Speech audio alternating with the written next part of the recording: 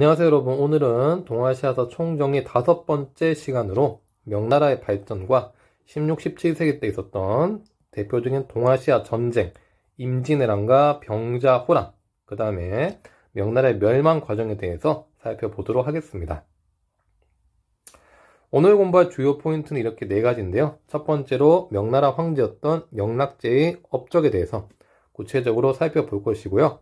두 번째로 일본과 명나라의 가만무역 체제, 이 가만무역이 어떻게 이루어지게 되었고 특징은 무엇인지 구체적으로 살펴보도록 하겠습니다. 자, 다음으로는 임진왜란에 대해서 살펴볼 것인데요. 이 임진왜란은 특히 한중일 세 나라가 참전했었던 전쟁이었죠. 그리고 이 임진왜란이 당시 한중일 세 나라한테 많은 영향을 끼치게 되는데 그 영향에 대해서도 같이 한번 살펴볼 것입니다.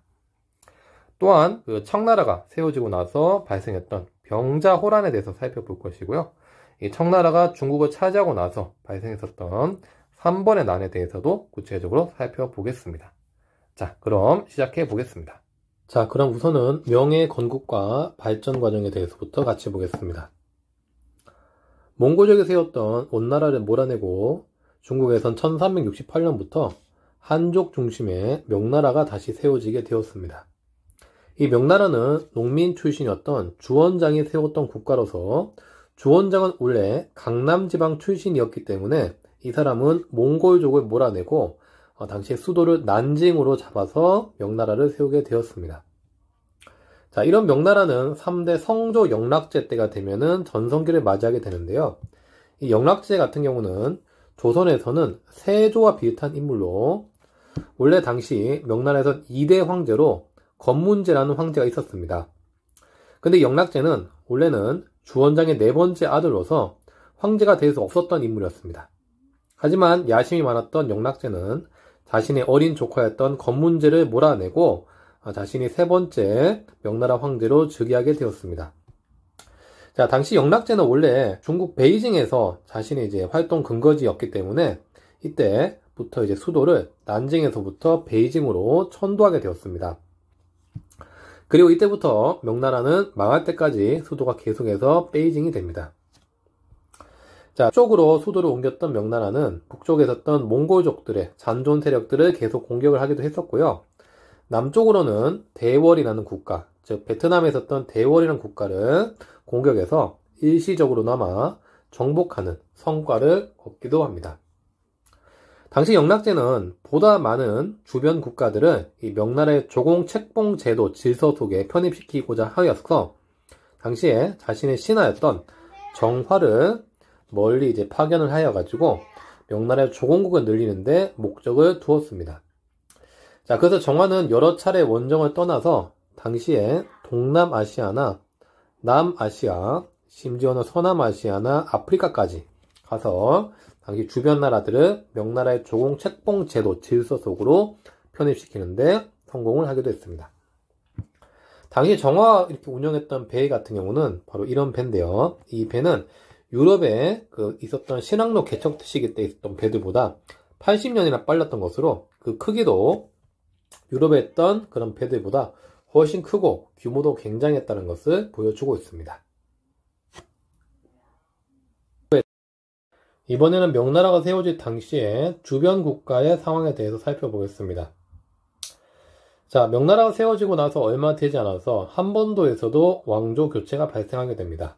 그래서 기존 왕조였던 고려가 무너지고 1392년부터 조선이라는 국가가 새로 세워지게 되었습니다.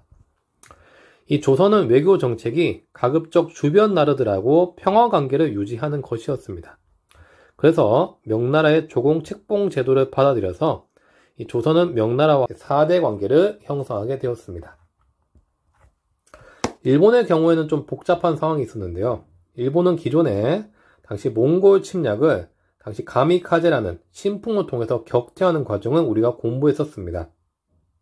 자, 그리고 이때 일본에서 이 몽골 침략을 막아냈던 사람들로 당시 무사들을 빼놓을 수 없었는데요. 하지만 당시 가마쿠라 막부에서는 이 무사들에 대해서 재정 문제로 적절한 보상을 해주지 못했습니다. 이에 당시 무사들의 불만이 점차 고조되고 있었습니다. 당시에 가마쿠라 막부에 대해서 불만을 가지고 있었던 고다이고 천황은 이런 무사들의 불만을 이용하고자 했습니다. 그래서 그는 기존 무사들 중에 대표 사람이었던 아시카가 다카우지를 이용해서 마침내 가마쿠라 막부를 붕괴시키는데 성공을 하게 됩니다. 자, 그리고 이제 아시카가 다카우지는 무로마치 막부라는 새로운 막부 정권을 세우게 되었죠. 자, 하지만 이 고다이고 천황과 아시카가 다카우지가 꿈꾸고 있었던 정부는 달랐습니다. 아시카가 다카우지의 경우에는 새로운 막부를 세우는 것을 목표로 두었다면 고다이고 천황의 경우에는 새롭게 천황 중심의 정부를 세우는 것을 목표로 두었던 것입니다. 이에 두 사람은 얼마 못 가서 결국에는 대립하게 되었고, 그 결과 고다이고 천황은 아시카가 다카우지에 대해서 반발해서 남쪽으로 이동해서 마침내 남조 정권을 세우게 되었습니다. 그래서 이때부터 일본에서는 아시카가 다카우지가 옹립했던 천황과 고다이고 천황이 있었던 이렇게 천황이 두 명 있는 상태가 이루어지다 보니까 이때부터를 가리켜서 일본에서는 남북조 시대라고 부릅니다. 이 남북조 시대는 1392년까지 대략적으로 60년 동안 지속이 되었습니다. 그리고 이 시기 동안에는 일본에서 하나의 정치 세력으로 통합되지 않다 보니까 일본에서는 그만큼 지방 정부에 대해서 통제가 잘 되지 않았고, 그 결과 당시 지방에 있었던 왜구들이 이 한반도나 중국에서 굉장히 많은 노략질을 해서 당시 한반도와 중국에서 큰 문제를 일으키기도 했었습니다. 자, 이런 일본의 남북조 시대를 통일했던 사람은 이 3대 쇼군이었던 아시카가 요시미스였습니다. 이 사람은 당시 일본 남조에 있었던 천황의 양위를 마침내 받아들이게 되어서 다시 이제 일본 북조에 있던 천황을 옹립하고 마침내 1392년에 남북조를 통일하게 되었던 것입니다. 자, 당시 중국과의 무역에 관심 많았던 아시카가 요시미스는 이 명나라하고 조공 책봉 관계를 체결하게 되면서 명나라하고 외교 관계를 맺는 데 성공하게 됩니다. 이때부터 명나라와 일본은 감합무역이란 것을 전개하게 되는데요. 이 감합무역이란 것은 명나라에서 감합이란 것을 만들어서 이것을 반으로 갈라서 하나는 명나라가 가지고 하나는 일본이 가지는 것입니다.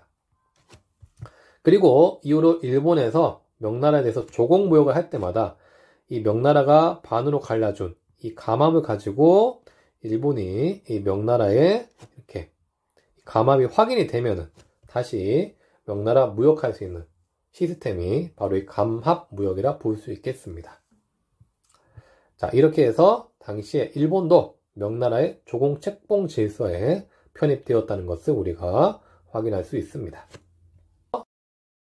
자, 이런 명나라도 15, 16세기 때가 되면은 큰 위기를 맞이하게 되었습니다. 특히 15, 16세기 때는 이 명나라가 북로남외라고 해서 북쪽에서는 몽골족, 남쪽에서는 왜구의 침략에 굉장히 시달리게 되었습니다. 자, 먼저 북쪽에 있었던 몽골족의 침략에 대해서 볼 수 있는 사건으로는 첫 번째로 토목보의 변을 볼 수 있습니다. 이건 15세기 중반에 발생했던 사건으로서 당시 명나라 황제는 정통제라는 황제였습니다. 근데 이 황제는 당시 싸움에 굉장히 자신감이 있었던 인물로서 자신이 직접 군사들을 이끌고 신하들의 반대에도 불구하고 몽골족을 치러 직접 원정을 떠나기도 했었습니다.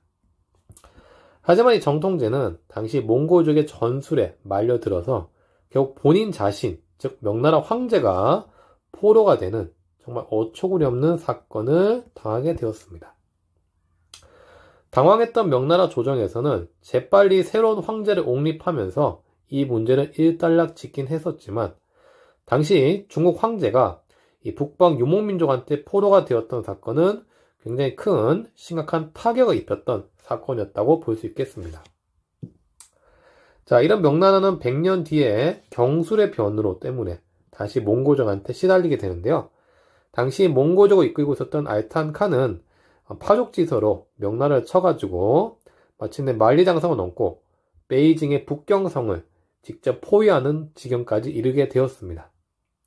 이때 명나라가 몽골족 때문에 나라가 큰 어려움을 겪고 있었다는 것을 알 수 있습니다. 남쪽에서는 왜구가 계속해서 기승을 부렸습니다. 특히 당시에 그 일본을 통일했었던 무로마치 막부의 힘이 약해지게 되면서 16세기부터는 다시 왜구들이 기승을 부리기 시작했습니다. 1523년에는 닝보의 난이란 것이 있었는데요. 당시 일본과 명나라는 이 조공무역 중에서 감한무역을 하고 있었는데, 당시에 일본의 이 조공사절단과 명나라에서 이 무역을 관리하는 이 관리끼리에 분쟁이 발생을 하다 보니까 일본의 조공사절단이 명나라의 외교 담당 관리를 살해하는 그런 사건이 발생하게 되었던 것입니다. 이게 명나라의 당시 도시였던 닝보에서 발생했다 해서 닝보의 난이라고 하고요. 이때부터 명나라하고 일본 사이에서는 더욱더 이 조공무역이 마찰을 겪게 되었고, 결국에는 얼마 가지 못해서 감한무역이 중단되는 사태까지 이르게 되었습니다. 자, 하지만 명나라로부터 조공무역을 통해서 많은 경제적 이득을 취하고 있었던 일본에서는 이 감한무역이 중단되고 나서도 명나라를 포기하지 않고 계속해서 명나라 해안가를 약탈하면서 많은 왜구들이 활동을 하게 되었습니다. 그만큼 명나라는 상당히 많은 이렇게 괴롭힘에 시달리고 있었다는 것을 알 수 있습니다. 자, 이런 상황에서 16세기 후반에 재상이 되었던 사람은 바로 장거정이라는 사람이었습니다. 이 사람은 당시 명나라가 몽고조 갖고 계속해서 전쟁하는 것은 그만큼 국가 입장에서는 손해라고 생각을 해가지고 과감하게 이 몽고족과 강화를 맺고 무역을 확대하면서 이 몽고족과 평화로운 외교 관계를 맺게 되었습니다. 그리고 그런 과정 속에서 군사비도 많이 줄이게 되었습니다. 자, 한편으로 장거정굴은 빼놓을 수 없는 업적 중에 하나가 일조 편법인데요.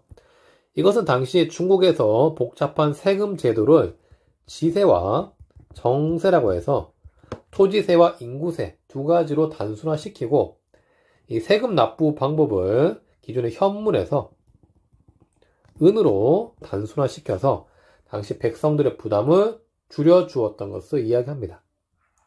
그리고 이런 과정 속에서 보다 세금을 효과적으로 거두게 되어서 국가재정도 탄탄하게 확보할 수 있게 되었습니다. 이번에는 16세기 때 조선과 일본의 정세를 살펴보겠습니다. 조선은 건국되고 나서 장기간 유지된 평화로 인해서 점차 국방력이 약화되는 모습을 보였습니다. 이래서 조선에서는 결국 건국되고 나서 200년 뒤에 1592년에 임진왜란이 발생을 하게 되는데요. 거기에 대해서 조선이 초기에 일본에 크게 패하게 되는 원인이 되기도 했습니다. 이런 조선의 16세기 때 대표적인 사건은 삼포외란과 을묘외변을 들 수가 있습니다. 먼저 삼포외란은, 이 삼포란 곳은 조선에서 일본인들과 무역했던 곳, 부산포, 연포, 제포를 이야기합니다. 그런데 당시 조선에서는 이 일본인들에 대해서 점차 세금을 강화하고 통제를 강화하자 일본인들이 거기에 대해서 불만을 품고 삼포에서 큰 난을 일으키게 되니까 이것을 가리켜서 삼포외란이라고 이야기합니다. 1555년에는 을묘외변이 발생하게 되는데요. 당시 일본 왜구들이 전라도 바다를 약탈해서 굉장히 많은 조선 사람들을 죽이는 사건이 발생하게 됩니다. 자, 일본의 경우에는 또 상황이 복잡하게 전개되었습니다. 당시 일본에서는 오닌의 난이라는 사건이 있었는데요. 이 오닌의 난은 당시 일본의 쇼군이었던 아시카가 요시마사가 후계자가 없자, 자신의 이제 아들이 없자 그 후계자 자리를 당시 자신의 동생에게 물려주고자 약속이 되어 있었습니다. 그런데 이 아시카가 요시마사한테 1년 뒤에 바로 자신의 아들이 태어나게 되었습니다. 그렇게 되자 아시카가 요시마사는 입장을 바꾸어서 아들에게 후계자를 물려주려고 했었고, 이에 당시 아시카가 요시마사의 동생을 지지하는 쪽과 그 아들을 지지하는 쪽이 서로 이제 나누어져서 일본의 수도였던 교토에서 서로 간에 크게 내전이 발생했던 사건이 이 오닌의 난이라고 합니다. 이 난의 결과 무로마치 막부의 힘은 굉장히 약해지게 되었고, 이 난을 끝나고 나서 당시에 각 지방으로 갔던 다이묘들은 더 이상 무로마치 막부에 복종하지 않은 채 자신들만의 세력을 크게 강화하고 점차 패권을 놓고 다투게 되는데, 이것을 가리켜서 전국시대, 일본 말로는 센고쿠 시대라고 이야기합니다. 이 센고쿠 시대는 도요토미 히데요시가 통일할 때까지 1590년까지 전개가 되었습니다. 이런 센고쿠 시대 때는 당시 지방에 있었던 다이묘들이 서로 간에 부국 강병을 하면서 계속해서 세력을 강화하고 있었고, 이는 중국의 춘추 전국시대와 비슷한 양상을 띄었다 라고 볼 수가 있겠습니다. 특히 일본에서는 서양인들과의 교류를 하다 보니까 1543년이 되면은 포르투갈로부터 조총이 전래가 되었습니다. 그리고 이 조총을 본격적으로 활용했던 전투가 바로 나가시노 전투였는데요. 당시에 오다 노부나가는 이 조총을 받아들여서 다케다 가스요리가 이끌고 있었던 기마 부대를 이 조총을 가지고 격파하게 되었습니다.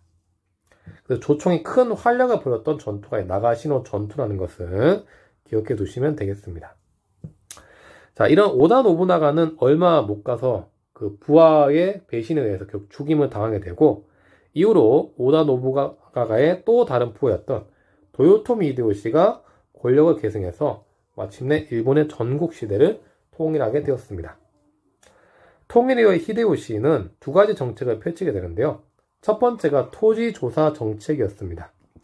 이것을 통해서 당시 다이묘들의 세력과 크기를 파악하고 조사하는 데 힘을 기울였고, 두 번째 정책은 이제 병농 분리 정책이라 해서 당시에 무사와 그다음에 농민 간의 사이를 완전히 이제 분리시키는 그런 정책을 펼치게 됩니다.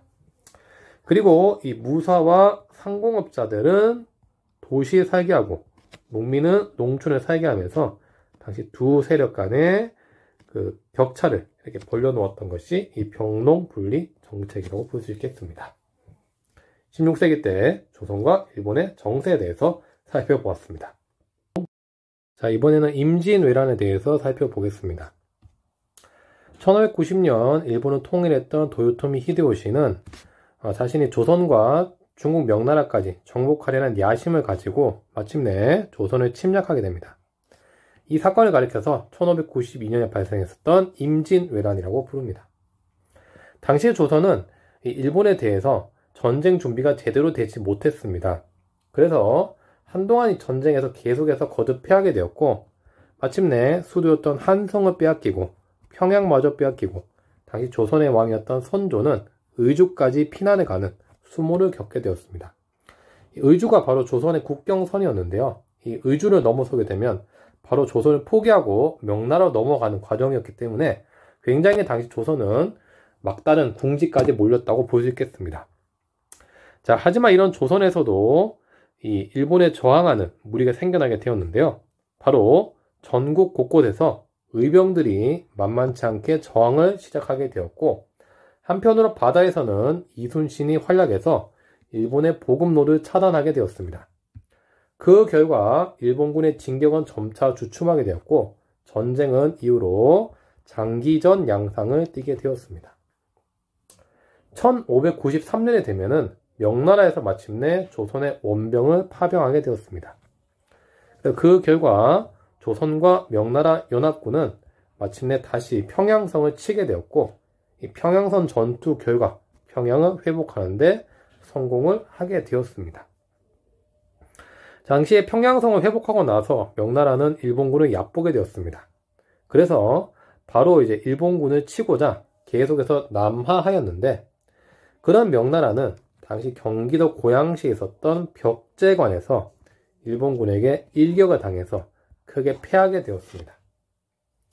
명나라 입장에서는 이 벽제관 전투를 계기로 해서 일본군이 만만치 않다는 것을 깨닫게 되었고, 한편으로 명나라가 당시 조선 내에서 계속해서 전쟁을 통해서 그 병력을 소모하는 것을 원치 않았기 때문에 명나라는 이후로 일본과 강화 교섭을 통해서 전쟁을 마무리 짓고자 하였습니다.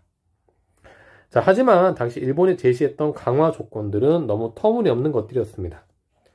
명나라 황제의 공주를 일본 천황의 후비로 삼는다거나, 아니면 조선의 사도 경상도, 전라도, 충청도, 경기도를 일본에 할량한다거나 아니면 조선이 영원한 항복을 선언한다 하는 것 등은 조선도 당연히 받아들일 수 없었지만 명나라 입장에서도 수용하기 힘들었습니다. 그래서 결국에는 이런 강화 교섭은 오랫동안 전개되었지만 결국 실패하게 되었고 그 결과 히데요시는 다시 한번 전쟁을 일으키게 되는데요. 이것을 가리켜서 1597년에 있었던 정류재란이라고 부릅니다.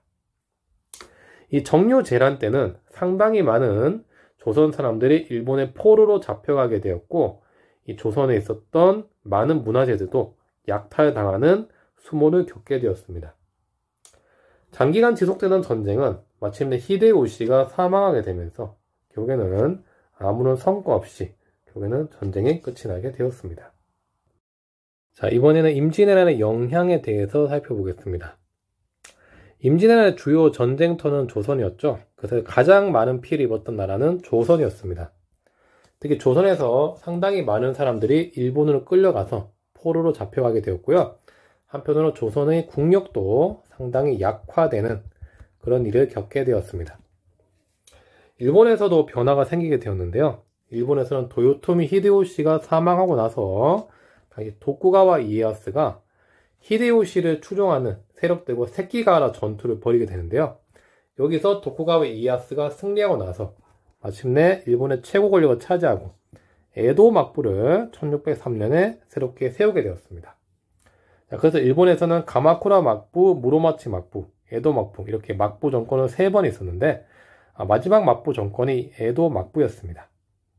그리고 이 에도 막부는 당시 도쿠가와 이에야스가 조선과의 전쟁에 참전하지 않았다는 것을 구실로 이 조선의 국교 재개를 요청하게 되었고 마침내 이 조선과 국교를 재개하는데 성공을 하기도 했습니다. 임진왜란을 계기로 해서 명나라도 굉장히 세력이 약화되었습니다. 특히 전쟁에 상당히 많은 돈을 지출하게 되었고요. 한편으로는 국방력이 크게 약화되었습니다. 그리고 이렇게 명나라가 약해지는 틈을 타서 여진족의 누르하치가 후금을 세워서 점차 명나라를 위협하고 있게 되었습니다. 특히 누르하치는 이 여진족의 제도로서 팔기제를 완성해서 이 후금을 보다 강력한 국가로 만들게 되었습니다. 이렇게 중국에서 명나라가 약해지고 후금이 점차 성장하는 모습을 보이게 되자 당시 조선의 왕이었던 광해군은 이 명나라 후금 사이에서 중립 외교를 펼치게 되었습니다. 특히 당시 명나라에서는 후금을 치고자 이 조선의 지원군을 요청하게 되는데요. 이에 광해군은 강홍립이라는 장수를 파견하되 강홍립한테 밀명을 내려서 전쟁이 유리한 쪽에 바로 편을 붙으라고 밀명을 내리게 됩니다. 실제로 당시 조명연합군이 결성되어서 이 후금과 사루 전투를 벌이게 되는데요. 이 전투에서 후금이 일방적으로 이 조명연합군을 몰아붙이자 강홍립은 지체하지 않고 후금에 투항하는 모습을 보이기도 하였습니다. 이번에는 정묘호란과 병자호란에 대해서 살펴보겠습니다. 좀 전에 우리는 광해군이 중립 외교를 펼치고 있었던 것을 보았었는데요. 이런 광해군의 중립 외교는 결국에는 인조 반정으로 인해서 조선에서 외교 정책에서 변화가 생기게 되었습니다.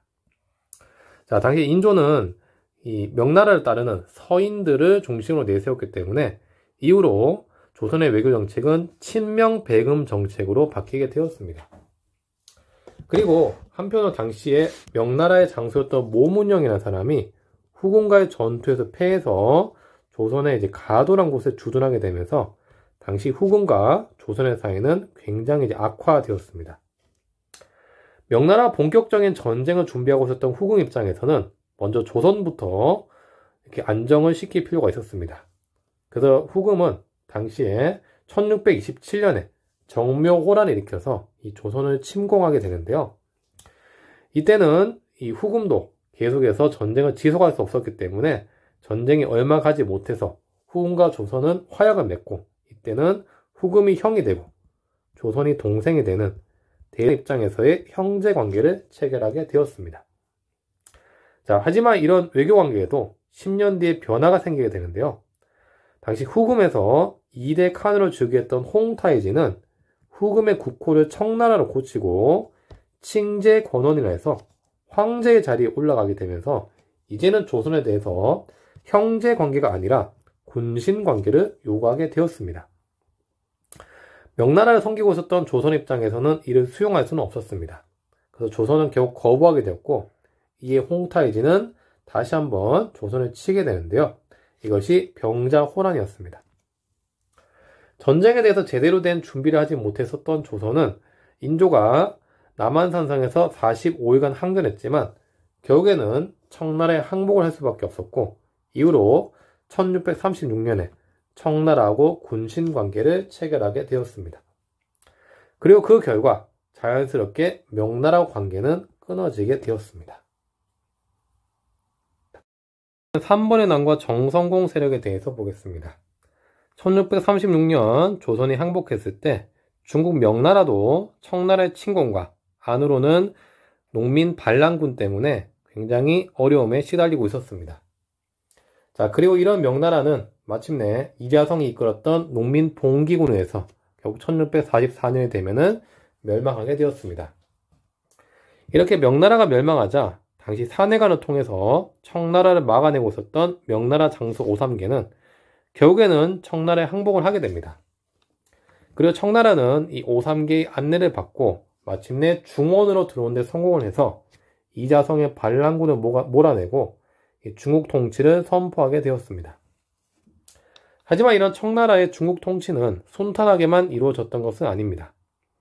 당시 타이완에 있었던 정성공 세력은 이 당시에 남명 정권이라 해서 남명 정권을 세우고 청나라에 계속해서 저항하는 모습을 보였습니다. 이에 청나라에서는 바다를 완전히 싹 비우는 천계령이란 정책으로 대응을 하게 되었고, 이 천계령 정책은 1684년까지 전개가 되었습니다. 자, 한편으로 당시 청나라가 중원으로 들어오는데 이렇게 공을 세웠던 당시 한족 장수들은 이 청나라의 제후로 임명이 되었었는데요.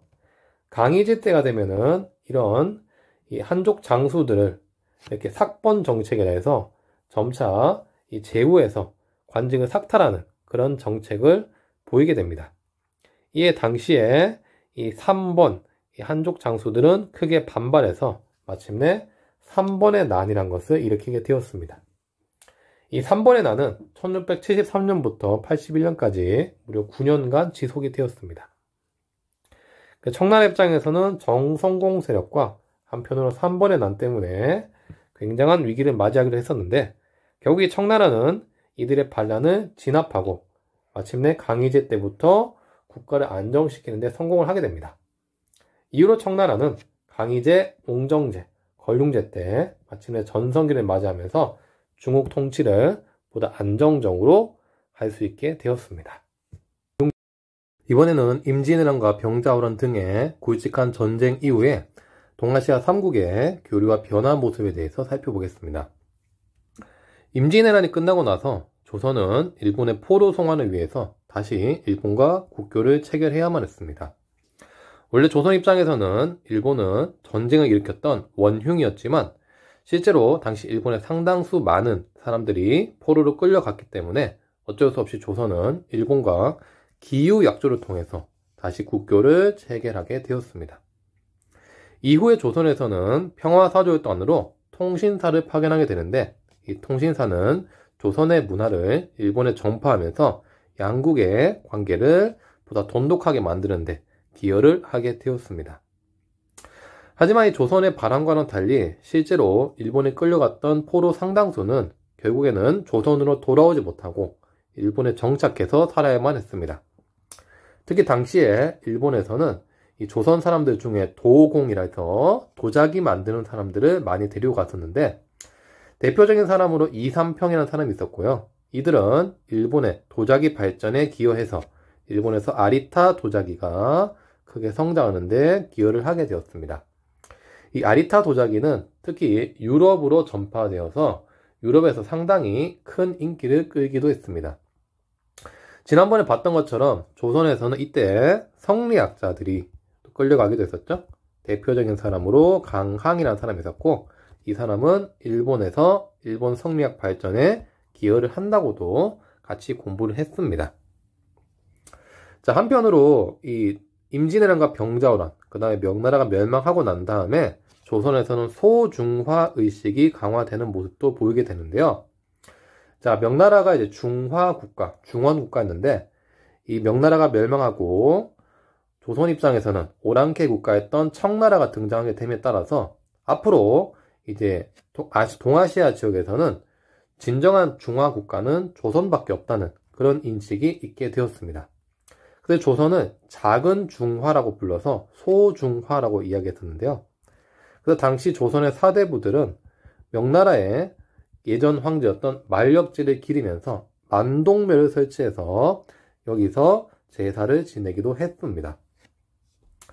자, 한편 청나라가 세워지고 나서 일본의 에도 막부는 청나라 국교를 맺지 않았던 점도 특징인데요. 기존에 그 중국의 송나라가 있을 때도 일본은 국교를 맺지 않았고 원나라가 있을 때도 국교를 맺지 않았죠. 이때는 마찬가지였습니다. 청나라가 세워졌을 때 일본은 정식으로는 국교를 맺지 않았고 대신에 이 두 나라는 경제적 교류는 계속해서 이어갔던 점도 특징으로 볼 수가 있겠습니다. 이번에는 마지막으로 에도 막부의 통치 체제에 대해서 살펴보겠습니다. 에도 막부의 통치 체제를 가리켜서 막번 체제라고 하는데요. 이거는 막부와 번, 다이묘의 체제가 같이 결합된 체제라는 뜻입니다. 기존에 썼던 가마쿠라 막부나 무로마치 막부의 경우에는 막부 체제로 하는 데 비해서 에도 막부의 당시 체제를 가리켜서 막번 체제라고 하는 것은 그만큼 막부뿐만 아니라 당시 다이묘들의 권한도 강했다는 뜻입니다. 이에 당시에 에도 막부의 쇼군은 이런 지방에 있었던 다이묘들을 통제하기 위해서 여러 정책들을 펼치게 되는데요. 대표적인 정책으로는 산킨코타이 제도란 것이 있었습니다. 한자로는 참근교대제라고 하는 것인데요. 자, 이것은 당시 막부가 다이묘들을 약화시키기 위해서 2년에 한 번꼴로 당시 다이묘들이 막부의 쇼군에 있었던 도쿄를 방문해야만 했던 제도였습니다. 이것을 통해서 당시의 다이묘들을 견제하고 다이묘들이 계속 방문하는 체제를 이용해서 다이묘들의 재정을 약화시키는데 막부에서는 많은 힘을 기울였던 것입니다. 한편으로 에도 막부에서는 무가제법도란 것을 통해서 다이묘들이 지켜야 될 규칙을 이야기하고 이것을 통해서 다이묘들을 또 견제하기도 했습니다. 뿐만 아니라 천황가 세력들도 견제하기 위해서 공가제법도란 것을 만들어서 이것을 통해서 당시 천황가도 견제하는데 이용하기도 했습니다.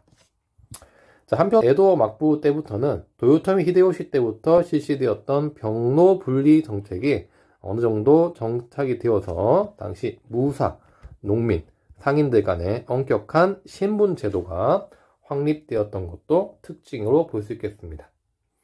이렇게 에도 막부에서는 보다 확고한 통치 체제를 확립하다 보니까 장기간 이렇게 일본을 안정적으로 다스리는데 성공을 하게 되었던 것입니다. 네, 이렇게 오늘은 명나라 영락제의 업적에 대해서 먼저 살펴보았고요. 그 다음에 이 명나라 초기 때 일본과 명나라한테 이루어지고 있었던 가만무역 체제에 대해서도 같이 공부를 했습니다. 한편으로 한중의 세 나라가 전쟁에 참전했던 이 임진왜란에 대해서 같이 살펴보았고, 이 임진왜란이 한중의 세 나라한테 어떤 영향을 끼쳤는지 또 살펴보았습니다. 특히 임진왜란의 결과 명나라의 힘이 약해지게 되면서 여진족이 성장하게 되어서 여진족이 후군과 청나라를 세우고 마침내 조선을 침략하는 병자호란을 일으키고 결국에는 청나라가 중국을 차지하게 되는 과정까지 이어진다고 공부를 했습니다. 그리고 이 청나라가 세워지고 나서 당시 정성공 세력이나 아니면 삼본이 또 이 청나라에 대항해서 난을 일으켰던 과정도 같이 공부를 했습니다.